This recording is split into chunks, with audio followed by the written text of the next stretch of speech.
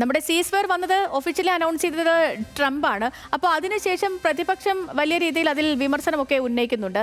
ഈ Trump announce ചെയ്തതിൽ ഔചിത്യമടക്കം ചൂണ്ടിക്കാട്ടുന്നുണ്ട് കോൺഗ്രസ് അടക്കമുള്ള പ്രതിപക്ഷം. മാത്രമല്ല ഇപ്പോൾ ഈ മുൻപ് യുദ്ധസമയത്ത് ഇന്ദിരാഗാന്ധി നടത്തിയ പ്രസ്താവനയടക്കം 7ാം കപ്പൽപ്പട വരികയാണെങ്കിൽ അത് ഇവിടം വിട്ടു പോകണമോ എന്ന് ഇന്ത്യ തീരുമാനിക്കുമെന്നുള്ള ഇന്ദിരാഗാന്ധിയുടെ പഴയ പ്രസംഗമടക്കം ഇപ്പോൾ വ്യാപകമായി സോഷ്യൽ മീഡിയയിലൊക്കെ പ്രചരിക്കുന്നുണ്ട്.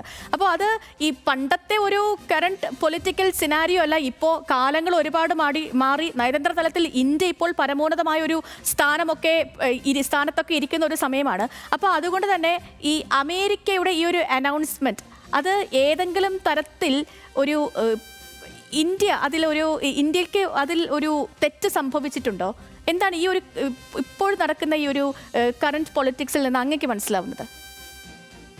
ഇല്ല, ഒരുപാട് വാദങ്ങൾ മുന്നിലുണ്ട്. അതിലൊന്ന് അമേരിക്ക ഇല്ലെങ്കിൽ ഒരുപക്ഷെ ഈ സീസ് ഫയർ നടക്കില്ലായിരുന്നു എന്നുള്ളൊരു വാദമാണ്. അത് പാർഷ്യലി വേണമെങ്കിൽ അംഗീകരിക്കും. കാരണം അമേരിക്ക മുന്നോട്ട് വെച്ച ആശയം എന്ന് പറഞ്ഞാൽ IMF-ൽ ഈ പറഞ്ഞ പോലെ ലോൺ പാസ്സാവണമെന്നുണ്ടെങ്കിൽ 50% മെജോറിറ്റി വോട്ടിംഗ് നടക്കും. അതിനകത്ത് ഇന്ത്യക്ക് ആകെ 2.6% വോട്ടേ ഉള്ളൂ. അമേരിക്കയ്ക്കാണ് 16.8 to 17% അടുത്ത് വോട്ടുണ്ട്. അതുകൊണ്ട് അമേരിക്ക ആ ഒരു രീതിയിലാണ് പ്രഷറൈസ് ചെയ്തെന്നൊരു വാദം വരുന്നുണ്ടെങ്കിലും നമ്മൾ മറിച്ചൊന്ന് ചിന്തിച്ചു കഴിഞ്ഞാൽ പാകിസ്ഥാന്റെ നിലവിലെ മിലിറ്ററി സ്റ്റോക്കും അവരുടെ കാര്യങ്ങൾ എടുത്തു നോക്കിക്കഴിഞ്ഞാൽ ഈ റിസർച്ച് സഹിതം പുറത്തു വന്നൊരു കാര്യമാണ്. ഒരു 3 ആഴ്ച അല്ലെങ്കിൽ 4 ആഴ്ചയ്ക്ക് അപ്പുറം ഇത്തരത്തിലുള്ള അറ്റാക്ക് സസ്റ്റെയിൻ ചെയ്യാൻ പാകിസ്ഥാന് കഴിയില്ല എന്നുള്ളത്.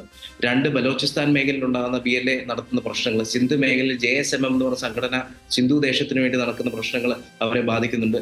തെഹ്രീക്ക് താലിബാൻ അവിടെ പോലീസ് സ്റ്റേഷനുകളും പട്ടാളക്കാരെയും അറ്റാക്ക് ചെയ്യുന്നത് മറ്റൊരു വശത്തുണ്ട്.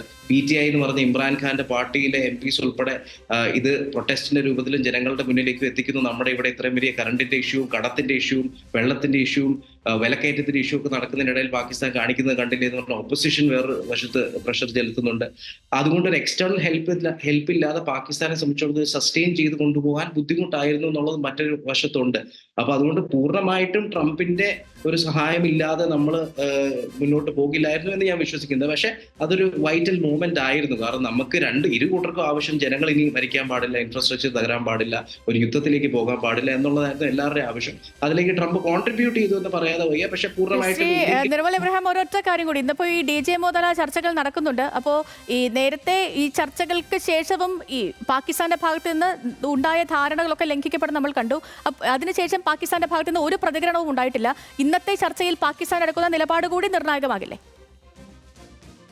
തീർച്ചയായിട്ടും ആകും. നിലപാട് നിർണായകമാകുമെന്ന് മാത്രമല്ല, അത് റിലയബിൾ ആകുമെന്നുള്ളതാണ് മറ്റൊരു ചോദ്യം. കാരണം അവര് എടുക്കുന്ന നിലപാടിൽ ഇന്ത്യക്ക് ഇപ്പം ഞാൻ പറഞ്ഞില്ലേ, ഡിപ്ലോമാറ്റിക്കലി മുന്നോട്ട് നീങ്ങേണ്ടതിന്റെ പ്രധാനപ്പെട്ട ഒരു ആവശ്യം ഈ ടെററിസ്റ്റുകളെ കണ്ടെത്തുക എന്നുള്ളതാണ്. ഞാൻ ഇപ്പോഴും പറയുന്നു, അതുകൂടെ ചെയ്തു കഴിഞ്ഞാലാണ് പൂർണ്ണമായ വിജയം നമുക്ക് നേടാൻ പറ്റുള്ളൂ. അവിടെ പാകിസ്ഥാൻ നമ്മളെ ഏത് രീതിയിൽ സഹായിക്കുമോ അല്ലെങ്കിൽ സഹായിക്കാൻ ഒരു വാക്ക് തരുമോ എന്നുള്ളത് വളരെ ഇമ്പോർട്ടൻ്റ് ആണ്. അങ്ങനെ സഹായിച്ചാൽ മാത്രം ആ ടെററിസ്റ്റുകളെ ഇൻട്രോഗേറ്റ് ചെയ്ത് അവരുടെ കയ്യിൽ നിന്ന് ടെസ്റ്റിമോണി മേടിച്ച് അവരുടെ വെപ്പൺസ് ഉണ്ടെങ്കിൽ അതിലെ പരിശോധന നടത്തി അത് പാകിസ്ഥാന്റെ മിലിറ്ററി സ്റ്റോക്കിൽ നിന്നാണോ വന്നത്, പാകിസ്ഥാനിൽ ഒറിജിനേറ്റ് ചെയ്ത വെപ്പൺസ് ആണോ, അതേപോലെ ഇവരുടെ കോൾ ഇന്റർസെപ്ഷൻസ്, ചാറ്റ് ഹിസ്റ്ററി, അതേപോലെ ഫിനാൻഷ്യൽ ട്രാൻസാക്ഷൻ നടന്നിട്ടുണ്ടോ, പാകിസ്ഥാനുമായിട്ട് ബന്ധപ്പെട്ട് ഫണ്ടിങ് അല്ലെങ്കിൽ ISI ഇന്റലിജൻസ് വർക്ക് എത്തിയിട്ടുണ്ടോ, ഇങ്ങനെയൊക്കെ കാണിക്കാൻ സാധിച്ചാൽ നമുക്ക് അത് അന്താരാഷ്ട്ര സംഘടനകളായിട്ടുള്ള യുണൈറ്റഡ് നേഷൻസിന്റെ മുന്നിലും ഫിനാൻഷ്യൽ ആക്ഷൻ ടാസ്ക് ഫോഴ്സിന് മുന്നിലും ഒരു മുസ്ലിം വേർഷൻ ഓഫ് യുണൈറ്റഡ് നേഷൻസ് എന്നറിയപ്പെടുന്ന OIC അല്ലെ ഓർഗനൈസേഷൻ ഓഫ് ഇസ്ലാമിക് കോപ്പറേഷന് മുന്നിലും ഒക്കെ ഇന്ത്യക്ക് അവതരിപ്പിക്കാൻ സാധിച്ചാൽ അത് ഡിപ്ലോമാറ്റിക്കലി ഒരു വിജയമായിരിക്കും. കാരണം നാളെ പാകിസ്ഥാന്റെ ഒരു തരത്തിലുള്ള നറേറ്റീവിൽ ലോകം വിശ്വസിക്കാതിരിക്കാൻ